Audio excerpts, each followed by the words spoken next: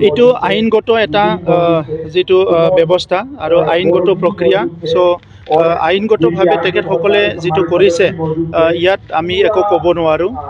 আমি নিবিচাৰো যে বড়োলেণ্ডটো পুনৰ কিবা হিংসা হওক কিবা এটা বেয়া পৰিৱেশ হওক আইনগতভাৱে কোনোবা ভুল কৰিলে ই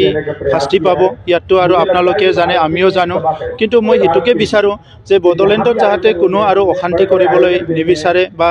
অস্ত্ৰ বা তেনেকা বন্দুক ভাৰতৰ পৰিৱেশটো আমাক বহুতখিনি আগতে যিখিনি আমাক কিবা এটা দিছে তেনেকুৱা আমাৰ ক্ষতিও কৰিছে গতিকে বড়োলেণ্ডত তেনেকা পৰিৱেশ যাতে পুনৰ নাহে ইয়াৰ কাৰণে মই সকলো পক্ষকে এই ক্ষেত্ৰত মানে সিনচিয়াৰলি আগবাঢ়িবলৈ মই অনুৰোধ কৰিছো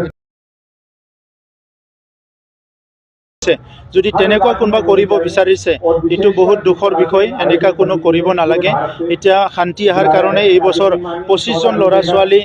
ইউপিএসসি ক্লিয়াৰ কৰিছে বড়োলেণ্ড অঞ্চলৰ পৰা বহুত হাজাৰ ল'ৰা ছোৱালী ডিফেন্সত চাকৰি পাইছে শিক্ষা দীক্ষা সকলৰ দিশত এতিয়া লাহে লাহে আগবাঢ়ি গৈছে স্পৰ্টছত লাহে লাহে আগবাঢ়ি গৈছে আৰু এনেকা সময়ত যদি কোনোবা আমাৰ অঞ্চলটো ইনষ্টেবল কৰিব বিচাৰে এটো খুব আনফৰচুনেট হয় আমাৰ কিবা অধিকাৰৰ কথা আছে এটো ডেমক্ৰেটিক্যালি আমি